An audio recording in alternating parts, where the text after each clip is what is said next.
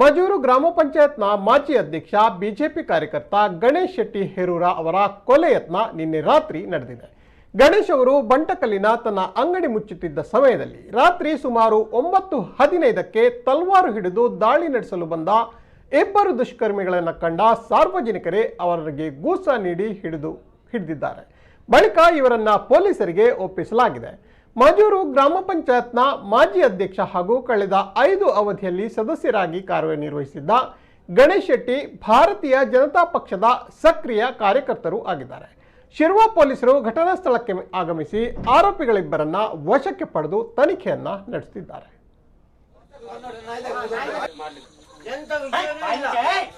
ಸುಮ್ಮನೆ ಅವನ ಹ್ಯಾಂಡಿಕ್ಯಾಪ್ಟ್ ಮಾತಾಡು ಸುಳ್ಳು ಅವನು ಮಾತಾಡು. ಅವನಿಗೆ ತಳುವರು ಯಾರು ತೆಗಿಲಿಲ್ಲ, ಅವನಿಗೆ ಮಾತಾಡಿಲ್ಲ. ಮತ್ತೆ ಅವನು ಸುಳ್ಳಿಯಾಗ ಮಾತಾಡುದು. ಅವರು ಇಷ್ಟು ಜನ ಸೇರಿ ಒಡೆದನಲ್ಲ. ಈಗ ಇನ್ನು ನೋಡಿ ಸರ್ ಯಾವ್ದಾದ್ರು ಸುಳ್ಳು ಮಾತಾಡುದು.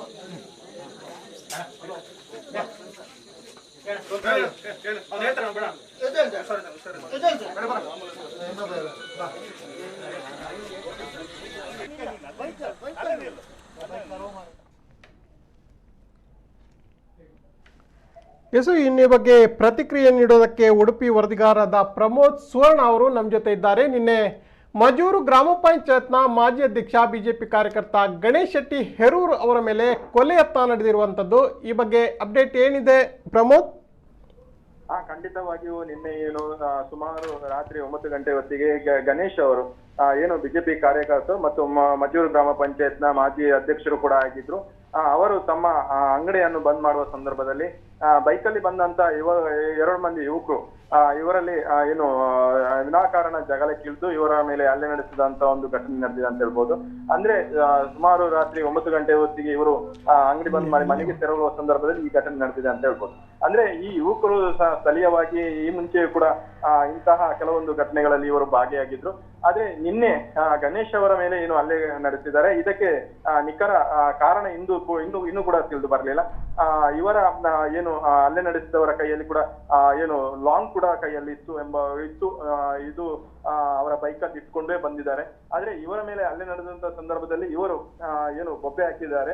ಆಗ ಸ್ಥಳೀಯರು ಬಂದು ಏನು ಈ ಹಲ್ಲೆ ನಡೆಸಲಿಕ್ಕೆ ಬಂದವರನ್ನು ಹಿಡಿದು ಅವರಿಗೆ ಅವರು ಸಾರ್ವಜನಿಕರು 2 ಮಂದಿ ಮೇಲೆ ಹಲ್ಲೆ ಮಾಡುವಂತ ಏನು ಹಲ್ಲೆ ಮಾಡಿದವರು ಕೂಡ ನಾವು ಆಗಿದೆ ಅಂತ ಹೇಳ್ಬೋದು. ಅಂದ್ರೆ ಮುಖ್ಯವಾಗಿ ಶ್ರೀವನ್ ಅವರು ಕೂಡ ಆ ಒಂದು ಪರಿಸರದವರೇ ಇವರ ಮೇಲೆ ಹಲ್ಲೆ ನಡೆಸಲಿಕ್ಕೆ ಇನ್ನೂ ಕೂಡ ನಿಖರ ಕಾರಣ ಇನ್ನೂ ತಿಳಿದು ಬರಲಿಲ್ಲ ಅಂತ ಹೇಳ್ಬೋದು.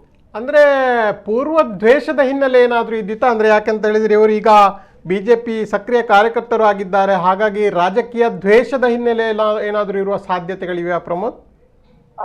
ನಾವು ಏನು ಗಣೇಶ್ ಅವರ ಹತ್ರ ನಾವು ಮಾತನಾಡಿಸಿದಾಗ ಅವರು ಹೇಳಿದರೆ ಇದಕ್ಕೆ ಅಲ್ಲಿಗೆ ಕಾರಣ ಗೊತ್ತಿಲ್ಲ, ಆದ್ರೆ ಈ ಮುಂಚೆ ಕೂಡ ಇಂತಹ ಘಟನೆ ನಮ್ಮ ಇಲ್ಲಿ ಅವರಿಂದ ನಡೆದಿದೆ ಎಂಬ ಒಂದು ಮಾಹಿತಿ ಮಾಧ್ಯಮಕ್ಕೆ ತಿಳಿಸಿದ್ದಾರೆ. ಆದ್ರೆ ಘಟನೆಗೆ ಯಾವ ಕಾರಣ ಮತ್ತೆ ಘಟನೆಗೆ ಯಾವ ಕಾರಣ ಅಂತ ಇನ್ನು ತಿಳಿದು ಬರಲಿಲ್ಲ ಅಂತ ಹೇಳ್ಬೋದು. ಇನ್ನು ಇವರು ಇಬ್ಬರನ್ನ ಕಂಡಾಗ ಇವರು ಕಂಠಪೂರ್ತಿ ಕುಡಿದು ಬಂದು ಈ ರೀತಿಯ ಒಂದು ದಾಂಧಲೆ ನಡೆಸಿರುವ ಸಾಧ್ಯತೆ ಇದೆ. ಯಾಕೆಂತ ಹೇಳಿದ್ರೆ ಇವರು ಈ ಹಿಂದೆ ಕೂಡ ಹಲವು ಪ್ರಕರಣಗಳಲ್ಲಿ ಇದೇ ರೀತಿ ಭಾಗಿಯಾಗಿದ್ರು ಅಂತ ತಾವು ಈಗಾಗಲೇ ಹೇಳಿದಿರಿ. ಹೀಗಾಗಿ ಇಂತಹ ಒಂದು ಮದ್ಯದ ಅಮಲಿನಲ್ಲಿ ಏನಾದರೂ ಅವರ ಮೇಲೆ ಅಟ್ಯಾಕ್ ಮಾಡಿರೋ ಸಾಧ್ಯತೆಗಳು ಏನಾದರೂ ಇವೆಯಾ?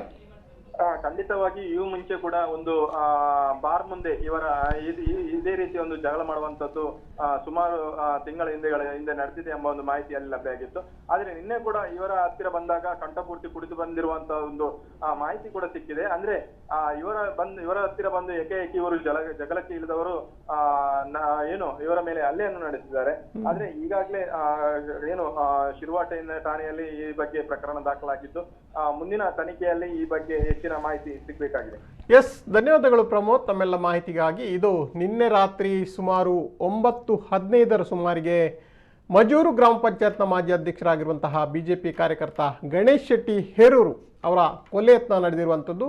ಇಬ್ಬರು ಆರೋಪಿಗಳು ಬೈಕ್ನಲ್ಲಿ ತಲ್ವಾರ್ ಇಟ್ಟುಕೊಂಡು ಬಂದ ಸಂದರ್ಭದಲ್ಲಿ ಸ್ಥಳೀಯರೇ ಅವರಿಬ್ಬರನ್ನ ಹಿಡಿದು ಅವ್ರ ಮೇಲೆ ಸ್ವಲ್ಪ ಅಟ್ಯಾಕ್ ಮಾಡಿ ಅವರನ್ನು ಬಳಿಕ ಪೊಲೀಸರಿಗೆ ಮಾಹಿತಿ ನೀಡಿ ಪೊಲೀಸರಿಗೆ ಒಪ್ಪಿಸಿದ್ದಾರೆ.